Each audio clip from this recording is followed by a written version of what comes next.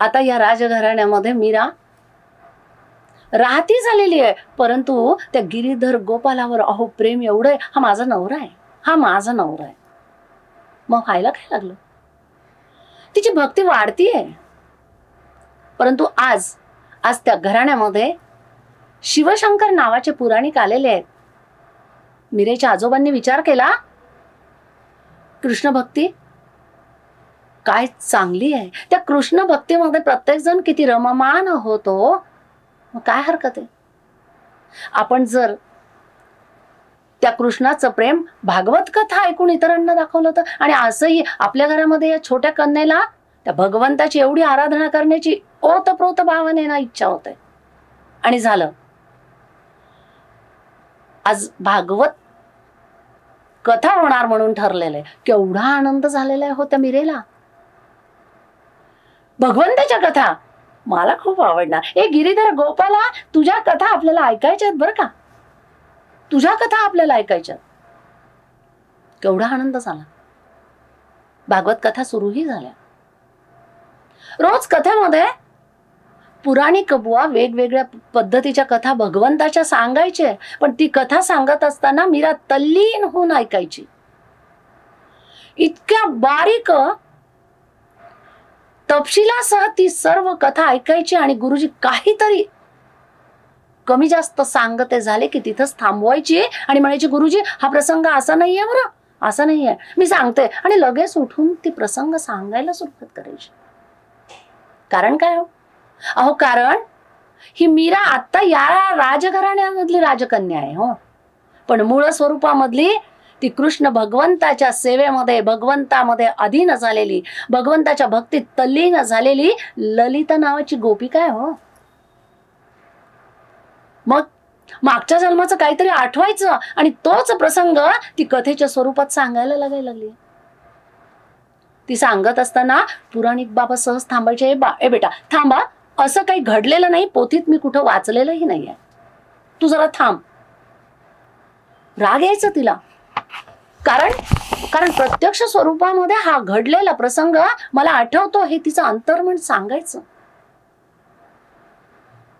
गुरुजी थांबवायचे आणि मग ऐकतच नाहीत आपलं काही असा विचार करून मीरा बाजूला थांबून फक्त कथा ऐकायला लागली.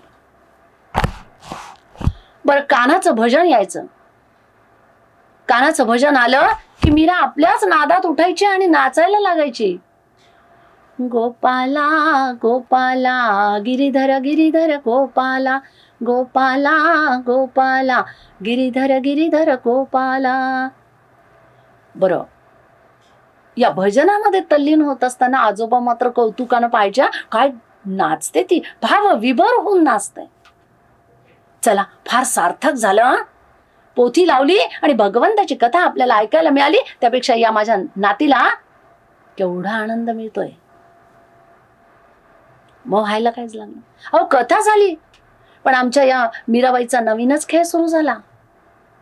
वासंती, गौरी, हरिप्रिया सगळ्या मैत्रिणींना बोलवायचं, गिरीधर गोपालाला सजवायचं आणि त्याची आरती करायची, त्याची पूजा करायची, प्रसाद सगळ्यांना वाटायचा. आता नवीन नवीन लहान मुलगी म्हणून सगळ्यांना बरं वाटायला लागलं. पण आज काय झालेलं आहे, आज त्या राजदरबारामध्ये या कृष्णाची भक्ती मीरेने केलेली आहे ती अगदी समस्याच होऊन बसलेली आहे. कारण प्रत्येक जण म्हणायचं, हा काय प्रकार आहे, ती भगवंत भगवंत म्हणते, गिरीधर गोपाल म्हणते, बाकी तिला काही सुचतच नाहीये. समस्या आहे, समस्या वाटतेय सगळ्यांना. राजघराण्यात तिची भक्ती म्हणजे समस्या वाटायला लागली. पण आज पुन्हा काय झालेलं आहे, तर पुन्हा या राजघराण्यामध्ये माधवेंद्रपुरी नावाचे एक सत्पुरुष आलेले. त्यांनी राजघराण्यामध्ये सांगितलं की 4 दिवस आम्हाला तुमच्याकडे राहायचंय. सत्पुरुष आलेले आहेत, त्यांची सेवा आपण करायलाच पाहिजे. म्हणून या घराण्यानी, घरातल्या सगळ्या लोकांनी त्या सत्पुरुषाची सेवा केली आहे. 4-8 दिवस ते राहिले. परंतु मीरा त्यांच्याकडे लक्ष द्यायची आणि लक्ष देत असताना तिने बघितलं की त्यांच्या त्या झोळीमध्ये, त्या सत्पुरुषाच्या त्या झोळीमध्ये एक मूर्ती आहे. ते मूर्तीवर काढतात तिची आराधना करतात, तिची पूजा करतात. काय सुंदर मूर्ती आहे. ते तिला अभिषेक करतात, स्नान घालतात, अत्तर लावतात, फुलं लावतात. मला सुद्धा तसंच करता आलं पाहिजे. मीरेच्या मनात विचार यायचा आणि मग मात्र त्या गिरीधर गोपालाची ते पूजा करतात, त्यांना सगळं आपण दिलं पाहिजे हा काहीसा मनामध्ये विचार आला. आणि मीरा जायची, त्यांच्या जवळ बसायची. मी देऊ का तुम्हाला अत्तर, फुलं देऊ, तुम्हाला काय पाहिजे ते मागा, मी सगळं आणून देते. आणून देते म्हणून द्यायला लागायची. आणि यांनाही बरं वाटायला लागलं. अहो काय छान आहे ही मुलगी, चुनचुनीत इकडं जाते हे आणून देते, तिकडं जाते ते आणून देते. केवढी तिची भक्ती आहे. त्या माधवेंद्रपुरींना सुद्धा समाधान वाटायचं. 4-8 दिवस राहिले, आता निघणार ना हो. पण आता निघताना विचार केला की या बालिकेनं फार चांगली सेवा केली बरं. ए बेटा इकडं ये, बोलवलं आणि सांगितलंय, बोल अगं तू किती छान मला वस्तू आणून दिल्यास, भगवंताची पूजा करायला तू मला किती छान मदत केलीस. बक्षीस द्यायचंय ना तुला, माग बरं, तुला काय पाहिजे ते माग, मी देणार. नक्की देणार, मला पाहिजे ते देणार. हो हो म्हटल्याबरोबर मीरा म्हणायला लागली आहे, मला फक्त ती भगवंताची मूर्ती तेवढी द्या. छे छे छे छे छे, ही मूर्ती सोडून माग. अगं तू छोटी बालिका, मागताना तरी काहीतरी विचार करायचा बाळा. हे मागत असतात का? मला मूर्तीच पाहिजे. बाला हट्ट तो.